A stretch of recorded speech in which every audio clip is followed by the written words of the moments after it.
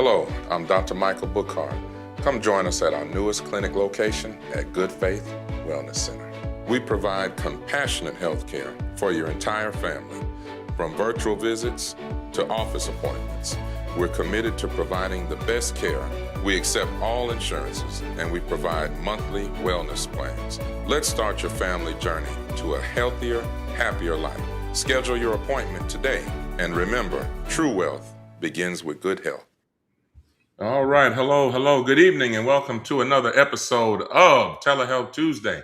This is your go-to podcast for insights on modern healthcare and wellness solutions. I'm Dr. Michael Bookhardt, your host for the evening.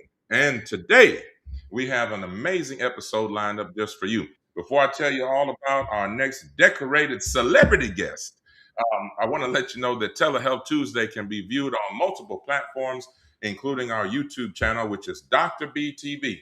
DOCTOR, the letter B as in boy, TV. Also, our clinic information can be found on Instagram and Facebook pages alike.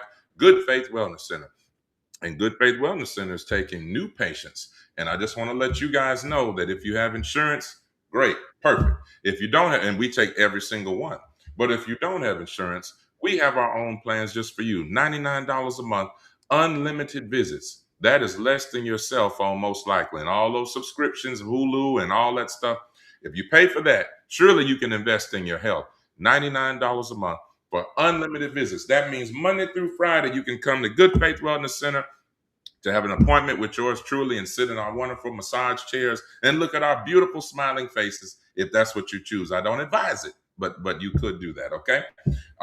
Couples, $179, and family of four, $229. Unlimited visits. But last thing, just know that this is not healthcare insurance. So don't go to Baptist and UMC and St. Dominic saying I have Bookhardt Care or Good Faith Wellness because you will be turned away. Okay? All right. So let's talk all about Dr. Amanda Rice. Let's talk about Dr. Amanda Rice. Ladies and gentlemen, we're trying to get to this 1 second here. For some reason, I'm gonna go to our bios on our other platform. I don't know why that didn't upload. 1 second. All right, boom. Dr. Amanda Rice. Okay, of course now it's gonna work. Dr. Amanda Rice, MD, FAAFP, board certified family medicine physician and associate professor. She's also a lifestyle and habit coach, motivational speaker, educator, and community health advocate dedicated to improving health outcomes through prevention, education, and sustainable life change. Widely known as the Tatted M.D., Dr. Rice has built a strong social media presence by sharing practical health education, motivational messages, personal stories, and encouragement centered on wellness, resilience, and purpose.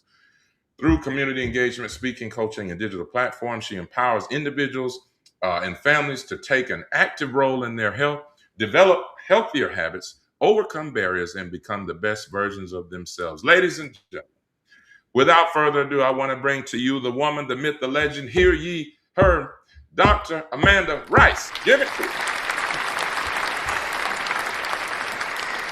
Hey. Good evening. How you doing? Good evening. I felt like we should have broke out in song or something like right there. Look, I always get a little hype, on our guests are always accomplished people, and reading all your credentials, I get pretty hype and excited. So it even sounded good coming out, Hey, listen, I say the same thing sometimes when people say it. I was like, are they talking about me? Right, right, exactly. Well, yeah, how are you feeling? Feeling good. I told him, like I said, I'm actually at a conference trying to get a little smarter for everyone and then spreading the word to other and get us some more primary care physicians in the area, encourage some more students to actually go into primary care. So, absolutely. Well, look, I've got several questions for you, and hopefully we'll get some from our audience. We want you guys to know that I see Dr. Claude Brunson. If you're still on there, Doc, drop us a line on Instagram. We've got Jamie Blair, my good friend up there in Maryland. So thank you for joining us. I see you on Continually Blessed. See a couple of new people on Instagram.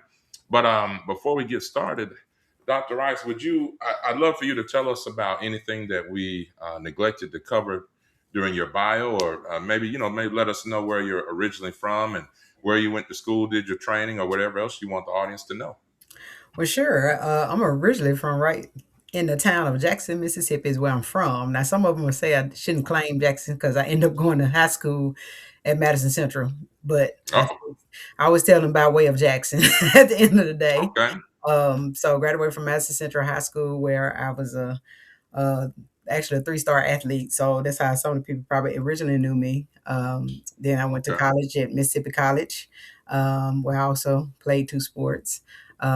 Interesting enough, I went to Mississippi College. I had actually signed with the University of Memphis, but during the Mississippi All-Star game, I hurt my knee. so, really. so What were you playing? What sports were you playing? at that time, at basketball, I did basketball, track, and softball. I played softball, so I was a catcher. Okay, okay. So, but did go to Mississippi College, graduated from there, and went away for medical school. I went to the University of Kansas, so yes, go Jayhawks, All for right, medical all right. school, and came back to residency at the great University of Mississippi Medical Center for family Excellent. medicine, and that's what I've been practicing now. Actually, since 2011, I've been practicing, so it's been 15 years. Wow, excellent. Would you would you, people always ask me, I assume you probably have gotten the question before, if you knew then what you knew now, would you do it all over again? You know what? It's funny because my husband asked me that question about a lot of stuff. We listen. If Hmm. it'll be things I might have done differently, but I would not have changed my journey because it's now very obvious as that everything, every trial, every obstacle that I came against was obviously so I could be right here where I am right now, and an opportunity to help other people know, hey, things happen. You just got to move around it. Don't have a plan B. Just have a plan with alternatives. That's right. A plan with alternatives. Well, look, we're so glad to have you. And one thing we wanted to get to the audience, I see my lovely mother there, Dr. Lily James, is watching. So Hey, thank you mama. all.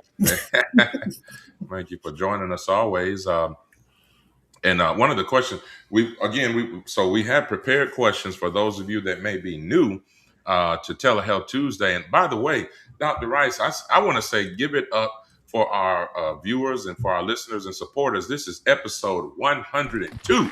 Congratulations. So we're so glad, fortunate. We have not missed a single Tuesday despite whatever's going on. So that is such a blessing to be here with you all. Um, the question, question that we have for audience engagement, want to hear from you guys. So this is live. This is not pre-recorded. We're here live. We always bring amazing guests and experts to hear from you guys to answer your questions. I always tell people nobody's compensated, at least not monetarily. So you're never going to get this type of expertise for free. So please, ladies and gentlemen, take advantage. The question for the audience: what's one habit that you know you should change but haven't, and why?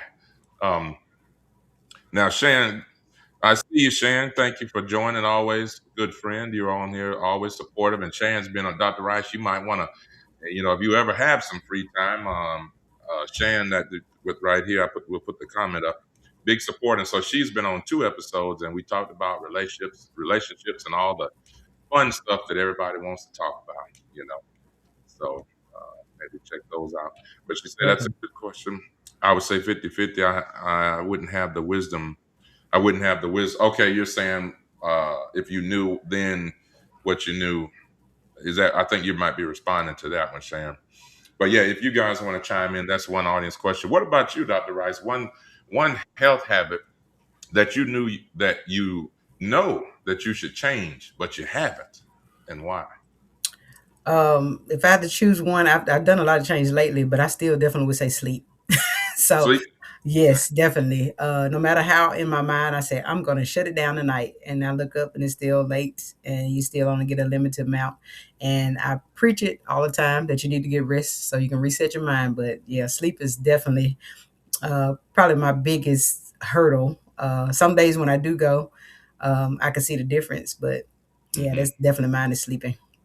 What would you say with your medical practice and the other extracurricular stuff that you're involved in? How much sleep would you say that you maybe get on average? Would you say? On average, I probably get about 5 hours, but of course, it's recommended really more like 7 to 8. So Mm-hmm. I've done all the other stuff. That's why I tell people you can add all kinds of tools and stuff, but if you don't do it, you just don't do it. Like I have my phone shuts down at 9. It says go to bed. My watch tells me to go to bed. My clock on Mm-hmm. the side of my bed says go to bed, and I pick up the computer and start doing work. And so, still, yep, and so still keep on going. yeah. So it's just the act of actually going to do it, and I think my really the biggest why right now is a lot of times just learning to shut it down. Like you Mm-hmm. always feel like you have something to do, but just learning to shut it down. Absolutely. Shan says, "Man, I'm not ready to tell that one out loud, but because I do enjoy." well, I probably have well, some more too, Shandy. I don't want to say out loud. yeah. We just Well, gonna stick with sleep. I guess I better not I better not put out a commercial for Cigar Thursday. Then I better keep that one to myself. Shan. Okay.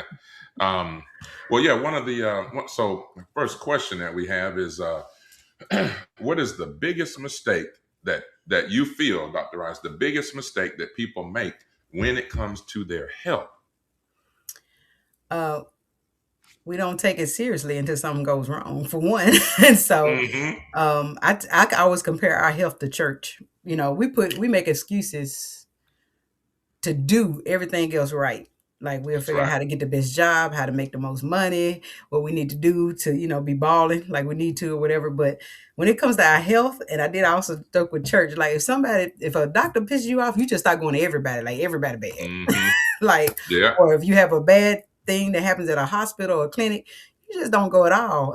And we seem to forget that, hey, this is about me. Like I gotta figure out what needs to happen to me. that's right.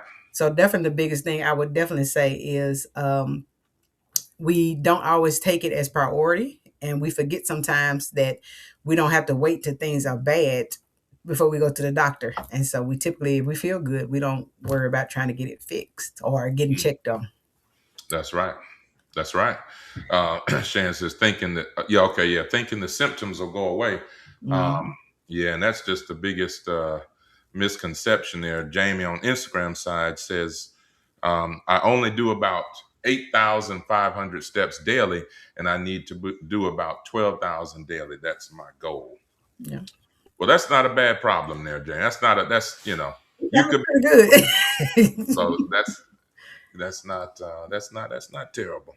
Yeah. Um, let's see. Another question. Why do so many people wait until they're sick before seeing a primary care doctor? Well, the same thing, we wait for everything else. I need a reason. Like one of the things you advertise, like you just talked about, you have the opportunity, and it's a blessing that at your clinic you have like a wellness plan, right? Hmm. So people have insurances that cost deductibles, so they don't want to come in, pay $100, and people have a tendency, and I'm just speaking in general, like us, period. When you Right. come to a doctor, you're expecting something. So if you leave there and don't get what you expect, you're like, I'm not Hmm. going back. I'm not paying for that. I'm not doing that until you get so sick or something Hmm. happens that you have to get checked. So one of the biggest comments I always laugh with some patients about, and I think I even did a post on it, is people say, I'm not going to the doctor until I feel bad. Matter of fact, when it's time for me to go, it's time for me to go. I said, Hmm. well, that's interesting because we don't walk into traffic. Like, Mm, because if it's time for you to go, that part. a car gonna hit you. But if it's not, they're gonna miss. That's right.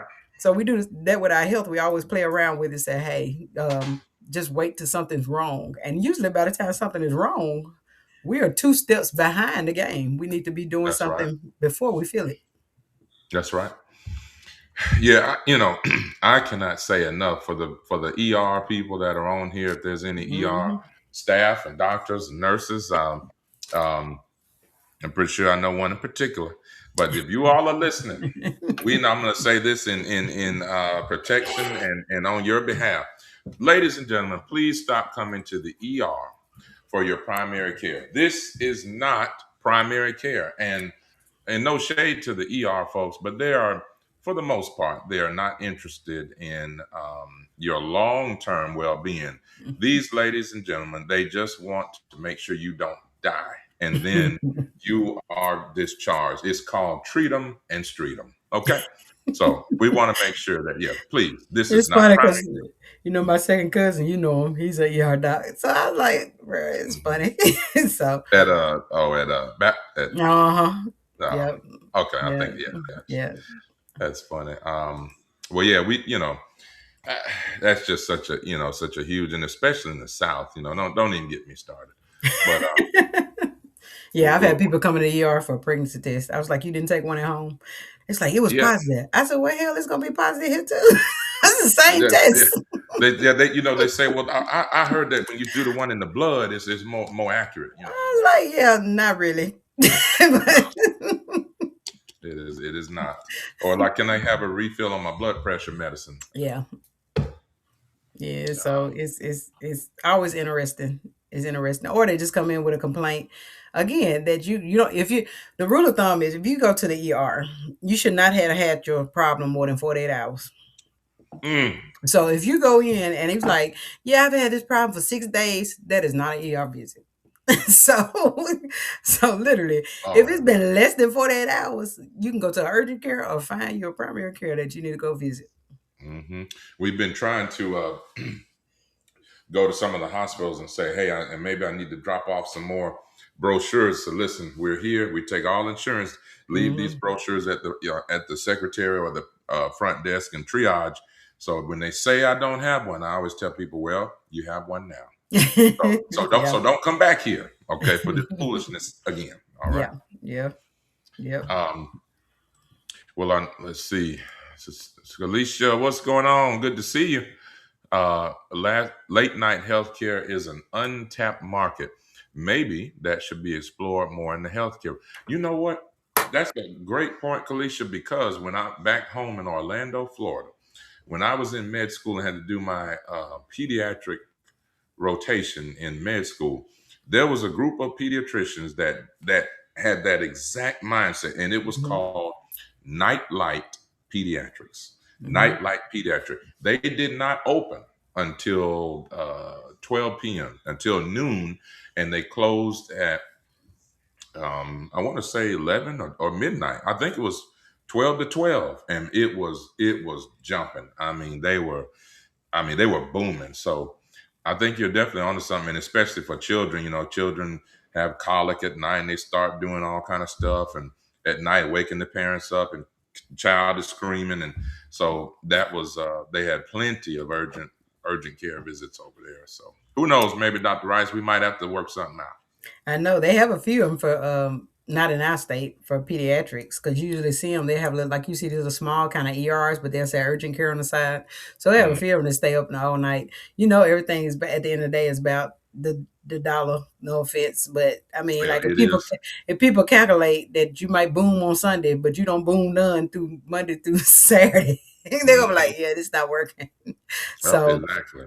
yeah, but it's definitely an opportunity for someone to have ER thing because I always tell people we always don't get sick till nighttime. The fever come on.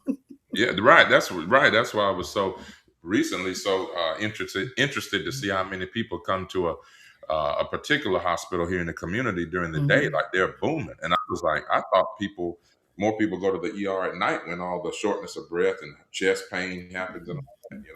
Hmm. I think a But lot we of time they wait. They don't want to go to at nighttime. They say I'm gonna wait till the morning and go there. Okay, okay. Yeah. Gotcha. Another question is why do you think so many patients struggle? I guess kind of tying into the previous one, but why do so many patients struggle to even like follow their treatment plan, even after you have a good treatment plan, either from the ER or if you're fortunate enough to have a primary care doctor, you have a treatment plan, you have a goal. Why is it that our patients just won't follow it? I think it's the same thing like I just said about sleep. So at the end of the day, you have to have like this finally just a mental decision, and because it's deeper than just physical, you have to have a mental decision that I'm going to do this. The other things I had a patient that actually told me, and when they said it, I was like, dang, that's kind of true. So when you go to a doctor, and depending on what you have, whether it's something already chronic, when you go to preaching to me all the things I cannot do, like you can't eat sugar, you can't eat salt, you can't have nothing Mhm. fried, you can't have no soda. You can't have no sweet. I don't know how you have sweet fruit, whatever. When you do all that, they were like, "This is so stressful." Like, Yeah, exactly. I Exactly. don't know what I could do. Like, then you want me to walk so and so my house and my knees bad. So it's so many things that you put on them. And I think the less stressful you try to allow it to be. So a lot of it just has to do, and I don't think it all has to do. We used to say comprehension, but I think people comprehend. Over 70% of people know exactly what they should do for their health. They know exactly how to eat. They know exactly how much they should move or be physically active. They know. They just Hmm. don't do it They just because don't do it. something within them either causes them to hold up because of the concern, where they don't believe the medicines. Now you have so much other hype about every medicine is on at 2 o'clock in the morning with an attorney saying that if you take this medicine, call Hmm. us. Call us. Yep. So Call. Have you been on such and such lately? yeah, it's Give us like a has you, call. and then they say death. I was like, I hope you're not watching if you dead, but whatever. But at the end of the day, I was like, okay, but or if you have a family member that died from so and so and so and so, but yeah, when you have so many side effects and they sound real fast on there, you also there's this fear of some of the medicine that we're given. And I think Hmm. it's just about, again, it's about communication. I talked to several people. We have kind of discussions on what your goal is and understanding that. So once you really Hmm. set a reasonable goal versus like stop saying I'm gonna stop everything, like you gonna go cold turkey, all this stuff. It's like, no, let's just try like 3 times out of the week instead of the Coke, let's try drinking some water. How about that? Let's just do one thing at a time. You know that, and that's what I said. And I probably couldn't say this in our, in during our illustrious residency programs and things. But when you get out on on your own and you develop your own stride, Mhm. and I'm sure I can tell even without having really worked with you. I know you're probably the same way, very straightforward. But I'm painfully straightforward. And I said, look, when people say I come in the hot when I do a lot of hospital work, and we're in the hospital and patients are in there for COPD and asthma. Mhm. These guys, 70 and 80-year-old patient been smoking longer than I've been alive. And so the nurses say, well, Dr. Bookhardt, you didn't, are you going to counsel them and tell them not to, stop smoking? I said, why would I do that? It's not going to happen. So I said, look, let's just be honest here. If you're smoking 2 packs a day, my goal for you, if you could do this for me, I'd be the most happy. I'd be the happiest person on the planet. Let's cut down to 1 pack a day, right? And we say, but because the recurrence and the relapse, is so great, from people saying, oh, I can cold turkey and I don't need a nicotine Mhm. patch. We know from our experience it's not going to happen. So I just tell people, listen, cut the crap. We know you ain't going to stop. You're 85 years old. You're going to smoke till you under the ground. So let's just at least cut down so you don't keep showing up in our ER. That's what Well, a I lot of told times I just straight up ask them, "Are you in what we call a pre-contemplating phase?" So it them. Hmm. depends. So I look them dead and say, "Hey, you 85? Do you want to quit?" If they look Hmm. at me and say no, I'm moving on to the next question. Okay, Because you don't need. Yeah. at that point you're not even pre-contemplating, you're not even thinking about it. So everything I say after this, you're gonna shake your head, yes, okay, whatever, but you're not gonna do it. So if you're not thinking about it now, if you say, yeah, I've thought about it, I say, okay, well, what do you thought about doing? Let's try this. Let's try this. Hmm. So at the end of the day, I was like, hey, if you're actually thinking about trying, then let's see if we can use some steps to help you try to quit and be successful. But otherwise, if Hmm. you're not thinking about it, there's really no need to really have a whole discussion on that. I can find another area in your health that hopefully we can help with that you might be Hmm. actually ready to do. Yep, absolutely. I think Kalisha was telling me, have you experienced death? Well, no, I think she was talking when you were talking about the commercials and the Lord. Have you experienced death? Because yeah, Yep. Yeah, congratulations. they do actually. It's Thank funny. It's like have somebody gonna fool around and come on there and say yes. It's like I have. you. So That's right. The conscious smile. Thank you so much.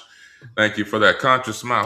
Who is that, Doctor? Well, I don't want to say. I don't want to be incorrect. Who's that? Which dentist is that? Or is it, I think I know who it is, but I'm making sure I get the name of their dental practice right. I think this is the person who practices here in Jackson. But let us know who you are, conscious smile. Thank you so much.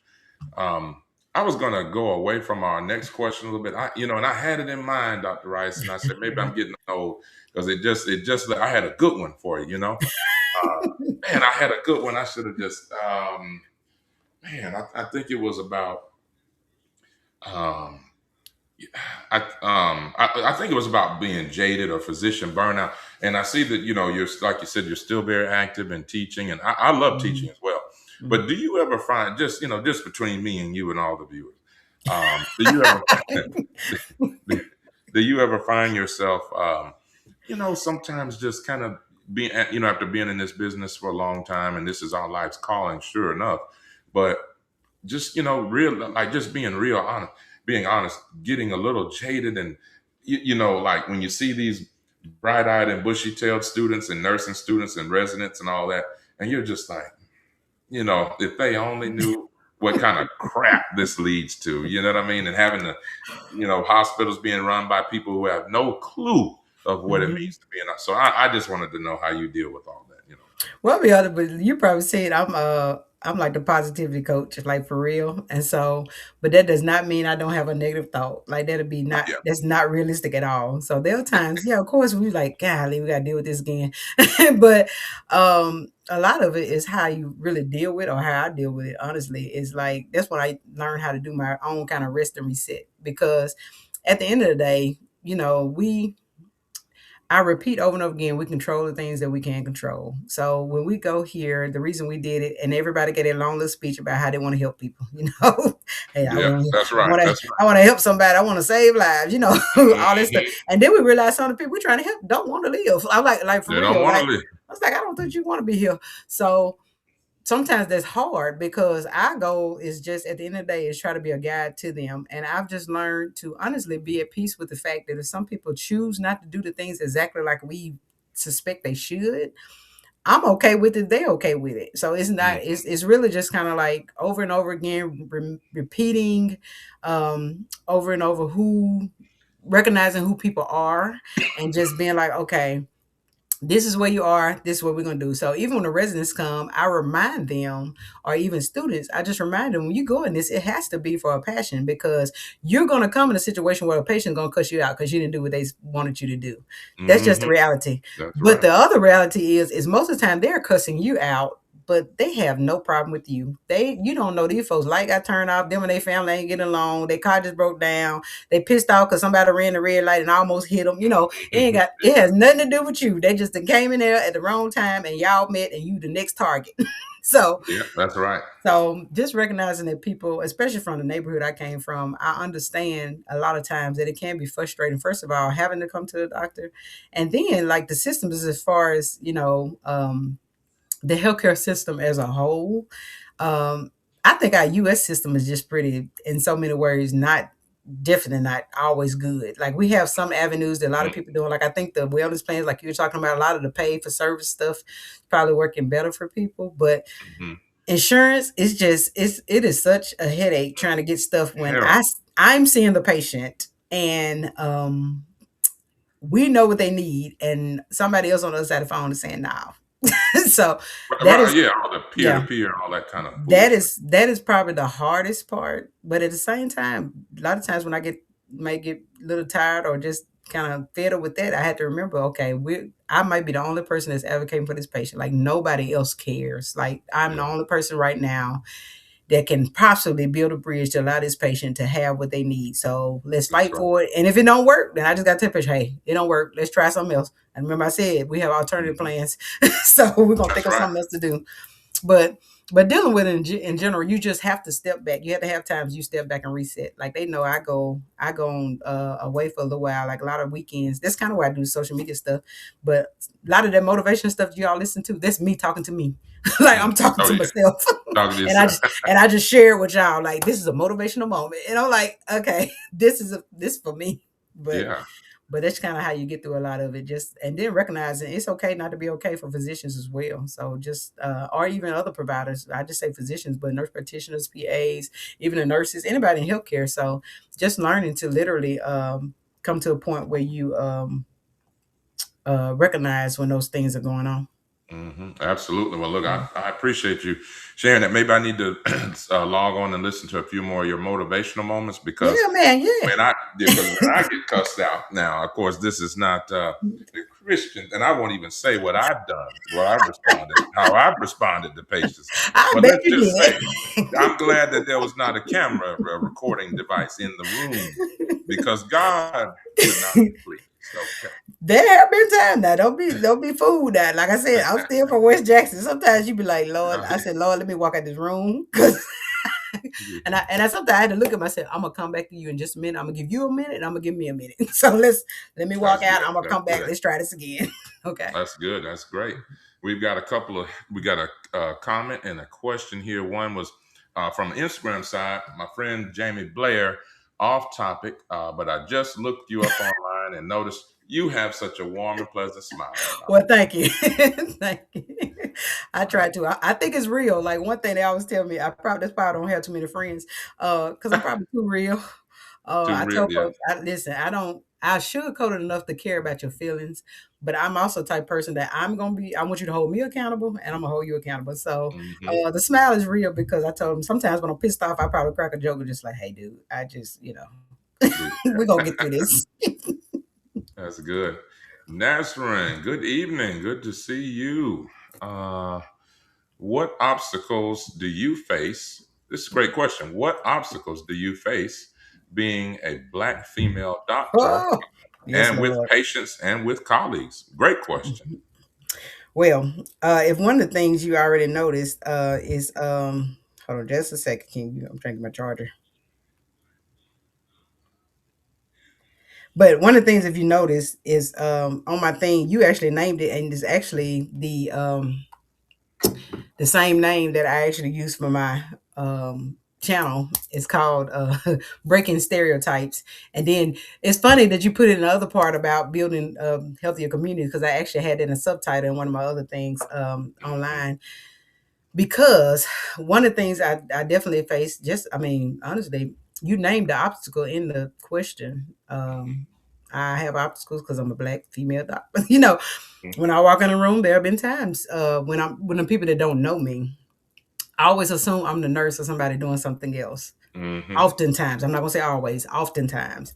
But as I've been practicing longer, people typically know who I am. I mean, the first time I was only the second Black physician in Covington County. Can y'all imagine it? In a Really? city in Mississippi in 2011, I was on the second Black physician they had ever had. The first one was Dr. Bruce. I was the second.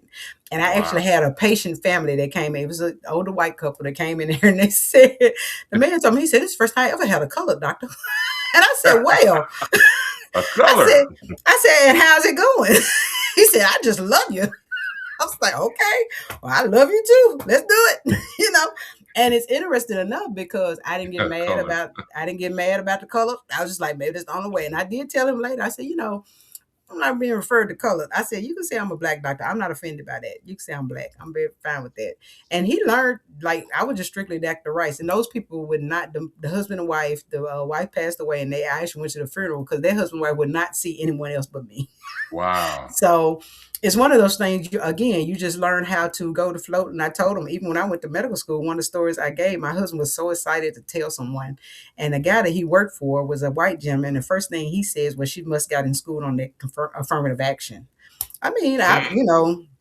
I Yeah. basically said, I don't know what the hell, I don't even know what that is. So can you tell me, does it pay for student loans or something? Because I sure would like to have it. yeah, I would like to have that if it could pay my stuff back. I don't know what that is. I got in because I went to a mostly white school, had a 4-point GPA, was number 10 out of 296 people that was mostly white, as I might add. And Amen. that's why I got into school. So Hmm. some of the things you just learn how to, it builds thick skin. And I used to be the one to not speak up.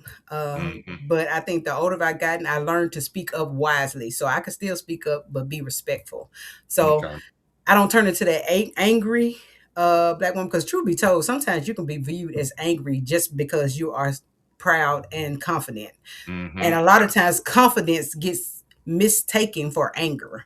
And Hmm. I'm not, And arrogance. yeah, I'm not mad at y'all. I'm just confident in who I am. So it's no Yeah. problem with you. But I just realized who I am. And then if you add the fact on being a Black physician and that I have tattoos, there were, I'm getting to that too, and I was going to get yeah, to there that. were times that people like, oh, you have two sides, and actually here's the interesting thing. Patients loved it because most of them knew me and they saw me. They understood. they know that we were gonna communicate. I'm gonna figure out what's going on. I'm gonna be down with you. The young kids, that's how I actually got my name. I know you're gonna ask the question later, but that's actually how I got it. It's by adolescent. They always called me. It was like a twin that came in all the time, Tatted M.D. And that's how they came in the room.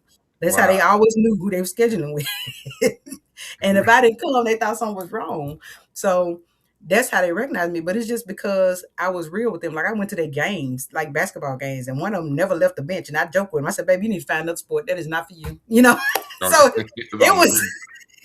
But that's how I got my name. But the most probably pushback was not even from patients. The most pushback I actually got was actually from I had a physician that looked like me Mm. that actually came to me and said, "Aren't you afraid of getting hepatitis B from the tattoos?" I said, "Well, I didn't get them in jail, you know."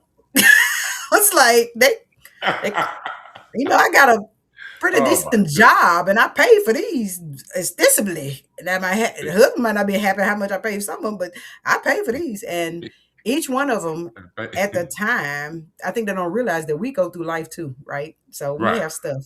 Each time I was going through something in life, and that was the way I had my outlet. Like it was other things I could Mm. have did, but I chose to have tattoo.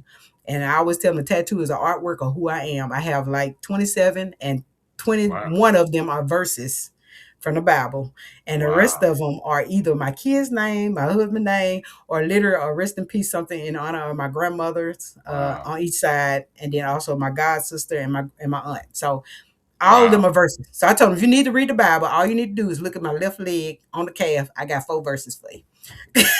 Wow. So Do you have any you want to like on the arms you want to well, show us? actually, I think on the other one, like this one, I don't know if you can even see it. Let me unblur the thing because you probably well, it can come on the screen. So literally, for some of Yeah. the ones, I think it just came up.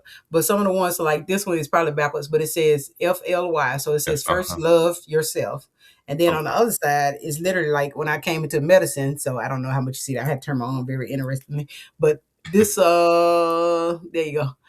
I guess maybe you can see it a little bit. No, that's actual tiger. So actual tiger because it always resembles Okay. strength on the side. Okay. But I do have one that means medicine and hope and love. So that's pretty much. But the main one literally is like so people always ask me, like my aunt had breast cancer. So of course I have the one that's also she y'all know I'm Zeta. Okay. but I see the blue and white there. but actually, yeah, I have the one that's actually a breast cancer screening the same one, same way. So all of them to me have absolutely. I don't have nothing on my neck, nothing on my face. We ain't doing it. No, but no. but in general, most people that know me, I think my patients every once in a while, I am very professional when I dress.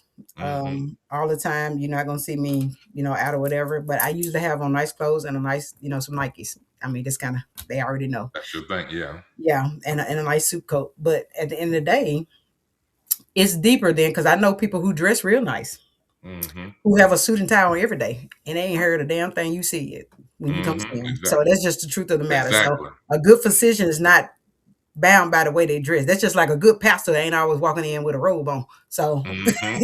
Because there are some pastors in robes that have been to Diddy parties. Oh, let me stop. and I'm saying, like, I mean, that's kind of like having a person come up there and get ready to sing, and just because she did, they used to say all big people can sing. Man, they come Oh up there yeah, with the and towel, you got to have a yeah, towel across yeah, and your people come up shoulder. there with the mic, and they start blowing. You be like, where her voice go? She left it back there because all she You had left was it the in the look. car. She looked good. She got her hat on. She got all the stuff on, but that's just the can't sing. So Oh, the that's way, you. Okay, the color. yeah. So the way the people appear is not always, and that's why I just kind of push most of. Like I said, I've been around here enough, and even on social media, the most people know me. And Mm-hmm. once people recognize the real you, they understand and they'll spread the word for you real fast. It does not matter the race, color, anything. I got all kinds across all kinds of social, economic Mm-hmm. areas. It does not matter.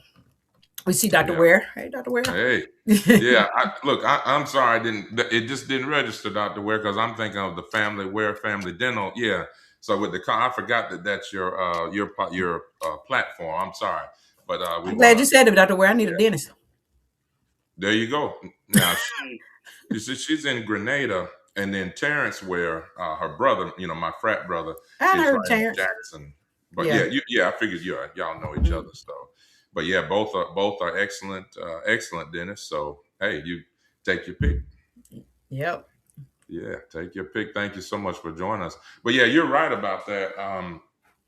um, people, they look at it and like, I remember when, again, as soon as I finished, because I feel like I had, being in residency and everything, and I'm a, kind of big, scary black guy. And so, you You ought to know, see my husband. oh, yeah, okay, yeah. Well, I had to have all the, I don't know if it's like a Caesar or whatever, like, the regular, I call it the token Negro haircut. So I had to have the all even, nothing, no parts, no, I didn't even have a beard. And so soon as I finished, man, I grew a mohawk back, like that. When I got my first hospitalist job, I said, man, we free, and people, but you're right. My point is, people look at you and say, well, this guy looks pretty young, and I was, a good bit younger than him, but he looks young and got this, mohawk, it's kind of edgy. And so I think people, they'll look at you the same way maybe some of them might look at, your tattoos before they know Mhm. you or your abilities or your gifts. And they say, what is this person gonna do for me? And they've already judged you based on based on that. But then, hey, And I've had people ask, the ones that don't know, they're asking. You could tell if it seems to bother some people, but usually not. By the time we finish, I'll probably crack a joke about it, and I'll literally say, mhm. I think one of the biggest ones in the hospital, someone asked me, she's like, so you're the doctor? I said, yes, ma'am. And she said, you have quite a few tattoos to be a doctor. I said, yeah. And I just said, yes, ma'am. And I waited. And it was Yeah, like, waited for something. Well, okay, what else is and coming? they Come on. waited. And they said, I just said, I noticed your tattoos. I said, well, thank you. And they waited. And I said nothing else. And they was like, really, like, I guess they like, well, dang, she gonna say nothing. I said, no, Yeah. man. I said, I just came here to see how you doing, how you feeling. And then she went on to tell, because it's actually her mother, tell me how the patient was feeling.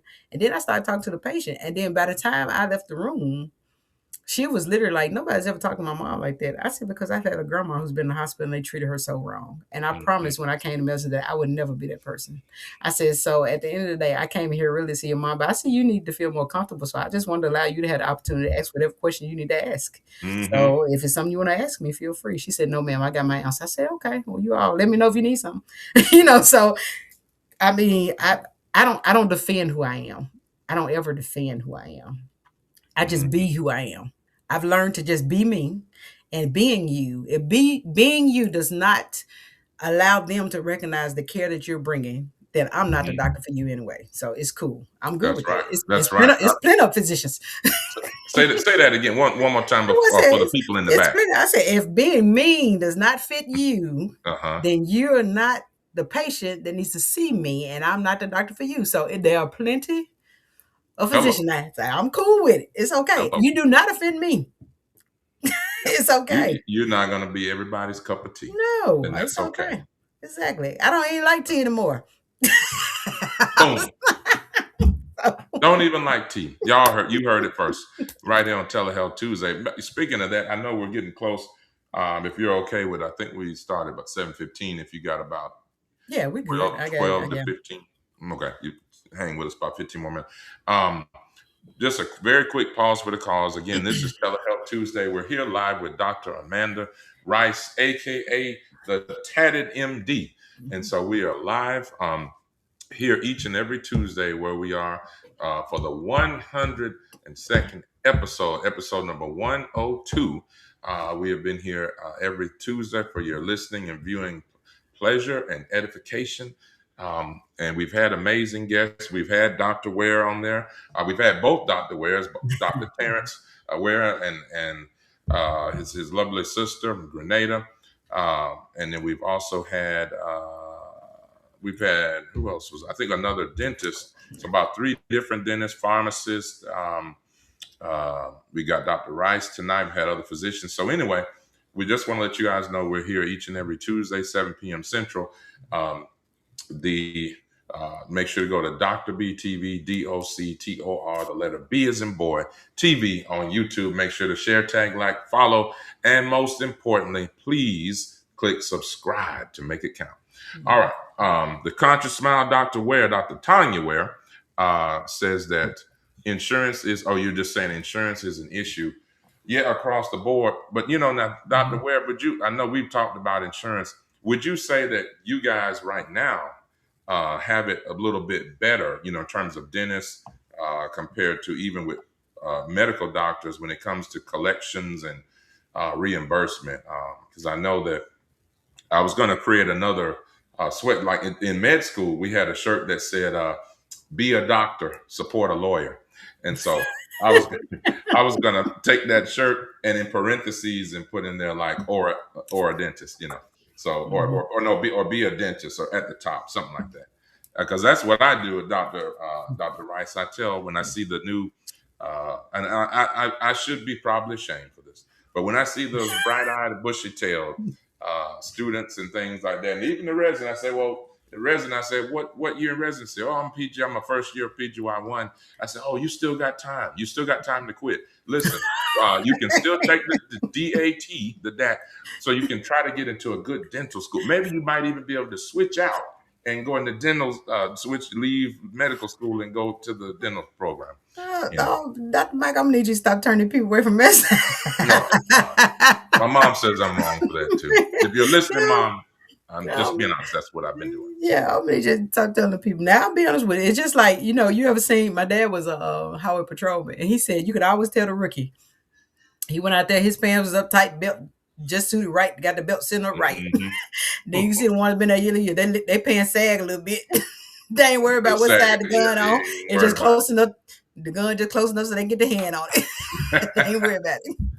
that is too funny. So, Now, is your husband in the medical field as well, or? oh heck no, he Oh, don't okay. I work didn't no make be sure. like no. My husband own dump truck actually. So if y'all need house pads or driveways or stuff cleared, he been doing it for years and he's really good at it. So he be talking Uh, about stuff I don't know what he's talking about. Does he? Oh, yeah. Does he do a concrete? Like, say, if somebody's trying to elongate their driveway, or does he put the? Does he do He that? don't do the concrete, but he typically do like limestone, all that stuff, and he'll tell you 1,000 times the limestone's a lot better than concrete. It doesn't crack. So So okay, well, I guess we'll talk offline. But if somebody want yeah, to do home improvement, they want to put a limestone pad, like almost like I say, doubling their driveway width. yes, he He does does all that. that. Okay. If you need it around a pond, he'll be a pond, like all that stuff. Like he's Hmm. unique with that because I told him he'll come in, he'll tell me a number of the size of the rock, and I'll be like, okay, babe. That's Yeah, you cute. just I don't know what smile you're and talking nod. about. That's like me talking Smile about and just a heart failure you right now. You don't know what I'm nod. Okay. Yeah. talking Yeah. about. So Hey, you know what? Speaking of that, I know we've kind of gone off because we've had about 4 or 5 other prepared questions, but speaking of, so I don't know what is going. Literally over the weekend, I was working in the hospital, and we saw 20 some patients. This particular facility, normally we're seeing between 12 to 14, so we're in the mid 20s Mhm, all last week, and then through the weekend, I literally had 4 different patients within 2 days with DKA, and mhm. then I just happened to look on Epic, just logging in because I like to, even when I'm off, I follow up on my patients, and I saw that 2 more had come in over Sunday night, and the new team comes in on Monday. So I guess, what do you think is causing? And for those of you that DKA is diabetic ketoacidosis, people with fruity smelling breath and all this kind of stuff. These are this is one of the most dangerous complications associated with diabetes, and Mhm. these people end up. Sometimes one young lady, 33 years old, was in a darn coma, and we had to intubate. Put again. Let me use the regular. We had to put a tube down her throat, Right. and put her on life support. This person, 33 Yep. years old, yeah, not Yep. breathing. So terrible. DKA will kill you. Okay. So anyway, my question is, what is going? Is there some epidemic, or are they passing out free passes or something for DKA? Why is so many people having these congestive heart failure and especially diabetic complications right now in the summer? Well, I'm gonna be honest with you. Like one of the things I actually talk about, the other things about heat exhaustion. So people are not hydrated. So you got to realize, even if you're in the house with air on, the humidity and the heat is a whole different level right now. So a lot of Mm, people just really get dehydrated because they're trying to drink the same amount of water that they normally do. But mm. you got to remember, in Well, diabetics, Mom, listen. you have to remember that during this time of year, being diabetic, you are more likely to get dehydrated really fast. That's what I'm talking about. You see, I got my cup. I keep on sipping. Hmm. Yep. But you'll be dehydrated a lot faster. And then congestive heart failure, you have to be careful because people think, um, that they don't need to drink water, that it's going to cause them to build up fluids. I'm like, but yeah, but if you're not hydrated, you hold on to salt. So the salt holds the water. That's So right. you build up fluid. So a lot of it has to do with the heat. And so people just realize how hot it is. So during the summertime, actually when stuff pick up anyway. So diabetes, DKAs, congestive, and actually COPD exacerbation too, because this Yeah. this weather is just dry. Like it's Yeah, so dry. we've had several of those too. Yeah, Yeah, it's we have really had several. really dry. So we've tried to tell people you gotta stay moisturized, stay hydrated, and just make sure you pay attention to that kind of stuff. Mm. That's a great point. I'm glad you. Yeah, because I was looking at it, like I said, I've only been at this particular hospital for since January, but like you said, I've done hospital work for a long time, and I guess I mean, they come in all the time, so I really hadn't done any real, research on that. But like, Mhm. now that you mentioned that, I'm like, yeah, when I look back years back in my career, and I'm like, yeah, because we know that like in flu season and especially in the winter when it's cold, you definitely see certain conditions then. But I'm Mhm. like, man, I'm thinking people are out feeling good, and but they're just coming in with DKA and just crazy. Mhm. Mhm. Uh, So we had to tell them just be real careful during this time. So that's yeah. right. Well, we'll get back on track here for the last few minutes. Dr. Tanya Ware says outlets are important, especially for us doctors. I Yes. want to tackle. Yeah, I would like to Absolutely. tackle that. Yeah, I'll tackle that Absolutely. real quick and then let you finish. Um, Outlets, Dr. Ware, thank you for putting that on because so many people tell us, and I know I'm sure you share the same sentiments, or all three of us, I'm sure do, because you'll see somebody sitting there, the loved one is sitting there, and I love to describe things, so you can picture it. Imagine a patient who's been in the hospital for a week, and Mhm. all week you've got the family member, the child or the spouse or whoever, who loves them to death. And this person, they've been there so long, and without a shower, you can literally smell the loved one as bad as you do the patient. They don't want to leave their side. They have Mhm. not showered. They have not slept. Their clothes are wrinkled. They're eating terrible, Doritos all day and terrible hospital food. And so gotten to the point where literally one of my DKA patients, the mother who's 70 some years old herself, she said that she had developed chest pain and said, what do I do? I said, you need to carry your behind downstairs to the ER. We're not going to sidebar no chest pain. You need to go on and get on my face. But so my point is just that the outlets are so important because I tell people, it doesn't matter how much love you got.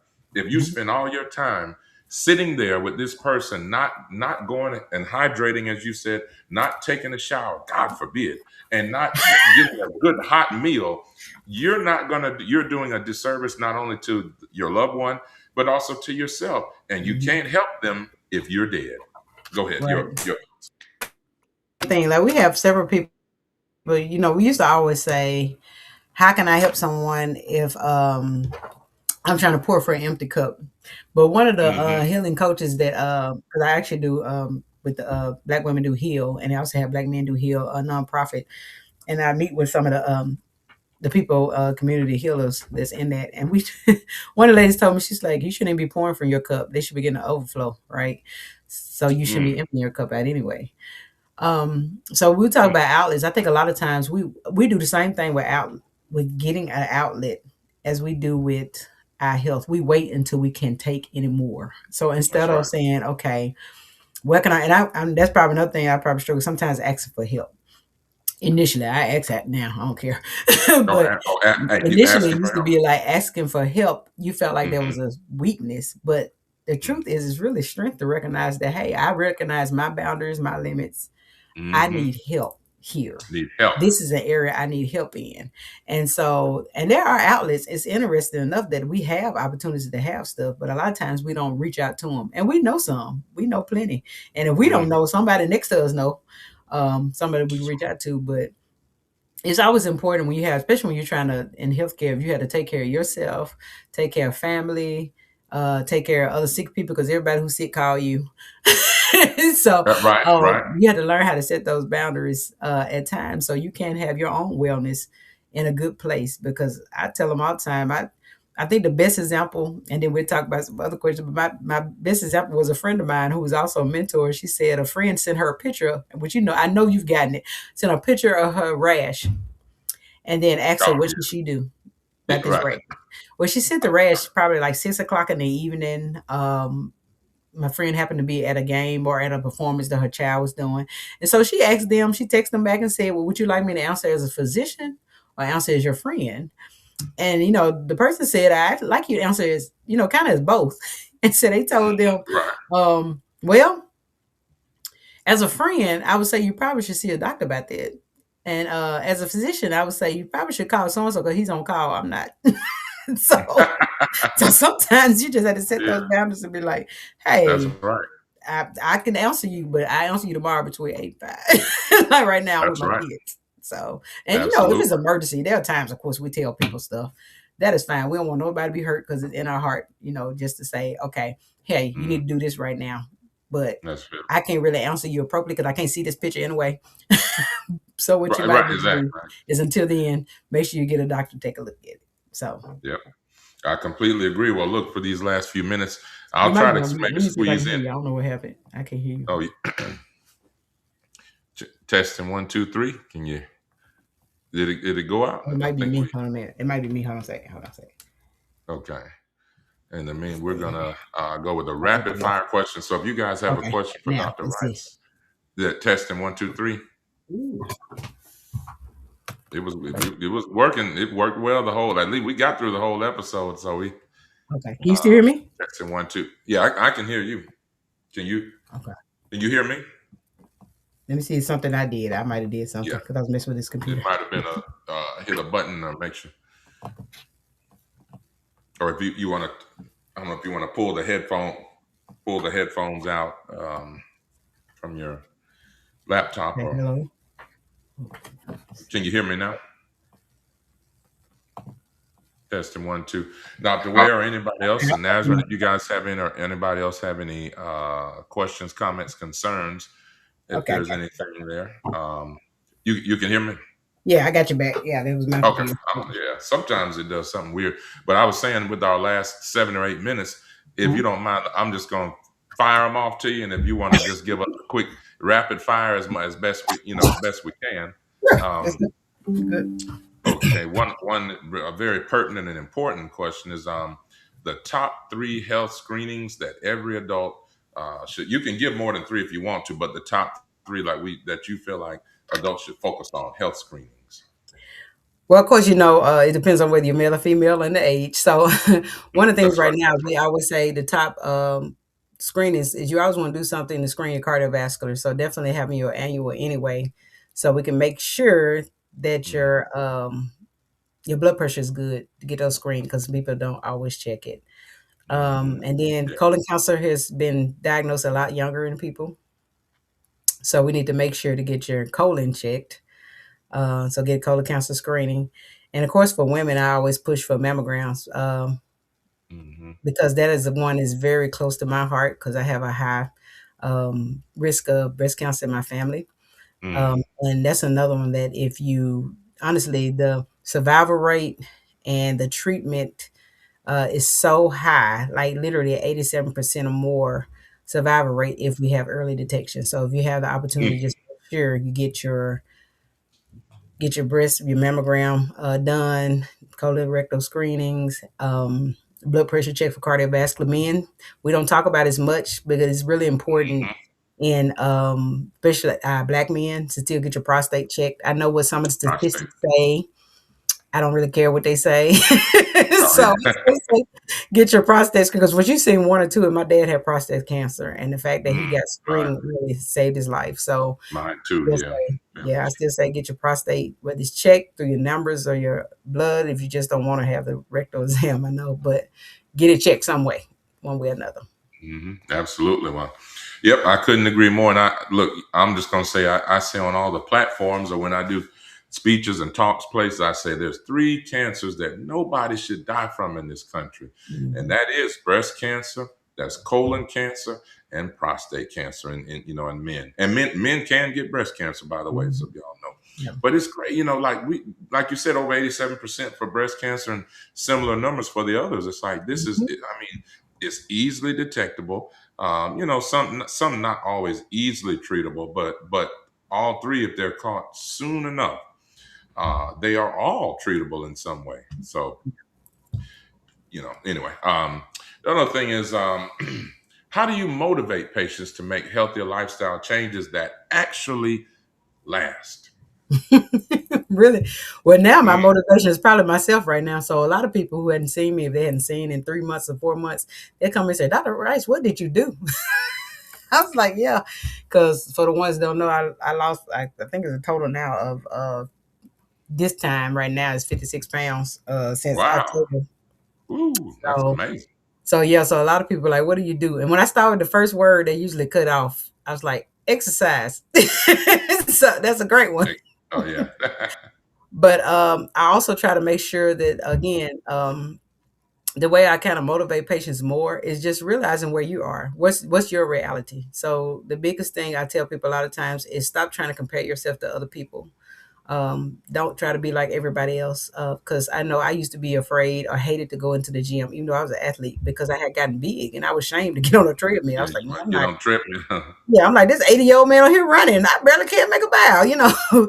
So one of the motivational things is learn to be comfortable with where you are and then understand where your goal is. So that's more and make realistic goals. So this Hmm. week I might just cut one thing out and I'm just gonna march in place for 15 minutes. So make realistic goals for yourself.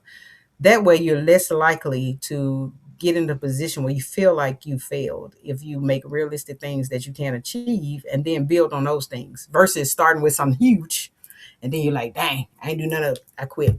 Hmm. Yep, that's a Yeah. high failure rate. That's good. A lot of people, like you said, in weight, a lot of people are saying, oh, and they just want to, peptides. And I guess we could probably hold another conversation, but I know peptides have done good and bad. But everybody just wants to get a tummy tuck or a lipo or a BBL and a doggone Ozempic. And it's Yeah. like, but And you're going to I do it. tell them real quick, look, I listen, Mhm. there was a point where I actually used medicine too. But Mhm. there was also a point where I used medicine 5 years ago and I didn't lose nothing. Like it was like Yeah. nothing Okay. because I was only eating one time, but I was eating a bag of chips and some Coke. so Right. so you Exactly. have to make those changes. So these are all helpmates. They all only help you to get ready to prepare yourself for a lifestyle, but you have to start mentally with yourself. So no matter what you take, it might work for a little while, but those things are temporary. And some of those medicines are really good. So some of the GLP-1s are great because they actually, and I think I heard someone say the opposite, but actually they cut down on liver fat. They actually decrease it. But the Mhm. reason is because of how it works is it has to do with visceral fat, the stuff underneath that we can't see. And the better Mhm. you eat your meals and things like that, it's just better to have a little cleaner diet and then learn to exercise. But that all works in collaboration with it. So the more things you do with That's right. it, the better outcome. So when people ask me, yeah, I lost weight because I literally cut down on quite a few things. I've been exercising for 7 years. That ain't nothing new. So, but Yeah. you You can't got out this. exercise a bad diet, baby. It's the woo. Got Yeah. You Yeah, got to push away from the table. yeah, yeah. Well, excellent. And look, I appreciate you hanging with us. I'd love to give you opportunity to close us out if you would. And look, as soon as we run the credits, if you'll just hang on just a second once we go offline, so we can just chat for about 2 or 3 minutes on some things, if you don't Okay, mind. that Well, works. listen, good people, this has been another episode of Telehealth Tuesday, an amazing episode.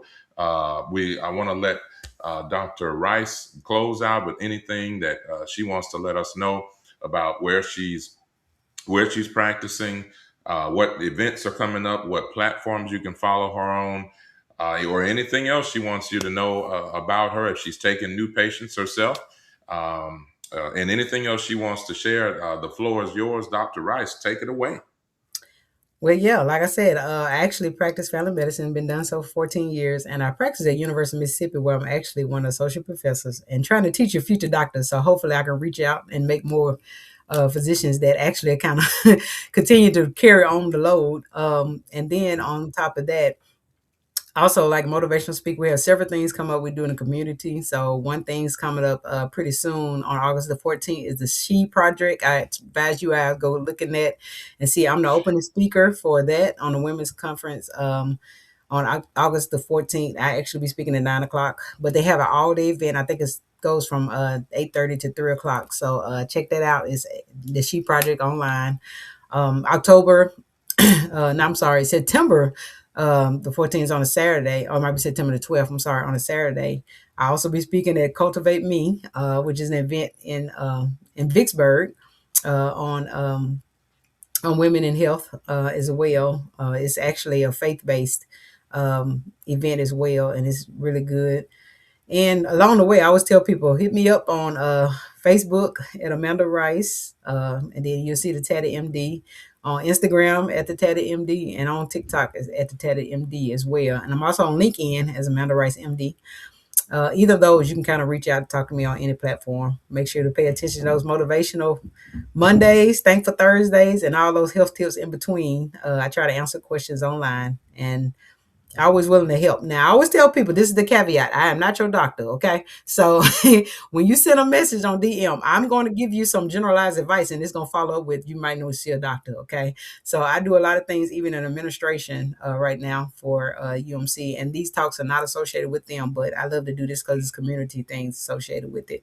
But you can definitely reach out to me, and we have a lot of connections. I know that the Bookhardt has some too, so we'll make sure to connect you with the right people. Now, I will send you to him. I was like, go down to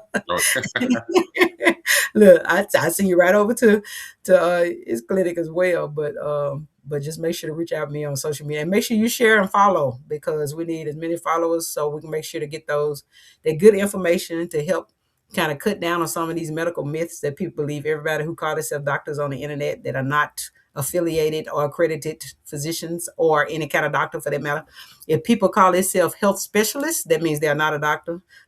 They call it a mental health specialist, or I am a mental advisor. They probably not a doctor. So just be very careful about the people that you take advice from, because the point that we're making, like when we're talking about me and Dr. Michael here, we're trying to help you be healthier. Some people just want followers. So that is not the same. Mm-hmm. That's right.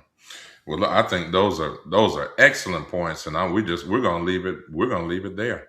And so, if you didn't take anything from that, don't go to mental health expert. They're not a doctor. Right. That's what I took from. Ladies and gentlemen, give it up for Dr. Rice. Thank you. Thank you so much, Dr. Rice. If you'll hang backstage for just a second, we'll close us out real quick. Okay. Well, ladies and gentlemen, thank you again. This has been another amazing episode of Telehealth Tuesday. We always truly enjoy the fantastic audience participation each and every week. Next week, we'll have another amazing guest, someone who's not directly affiliated with healthcare, or who's not a provider or anything like that, but still influences health in a different way. So you don't want to miss this amazing young lady that's coming up next Tuesday at 7 p.m. With that said, we hope you'll join us. Always bring a friend. Don't be selfish, and keep this good word to yourself. It's just like church. Make sure you bring someone with you, bring someone with you so we can share this good word. Again, nobody's compensated monetarily. We're doing this all out of concern and compassion and our interest in making sure that our communities are healthier, and people that don't have access to physicians and experts, that this is a platform where you can come and get that information, ask your questions. All right. If you have a question for us, send us a line, drop us a line, goodfaithwellnesscenter@gmail.com, DM us, Facebook, Instagram. And then also, if you have a story or testimony or situation you'd like to discuss, let us know if you want to be a guest as well. God willing, we'll see you always on a Tuesday. This is the place we treat and discuss mind, body, and soul. And remember that true wealth begins with good health. See you next Tuesday. Hello, I'm Dr. Michael Bookhardt.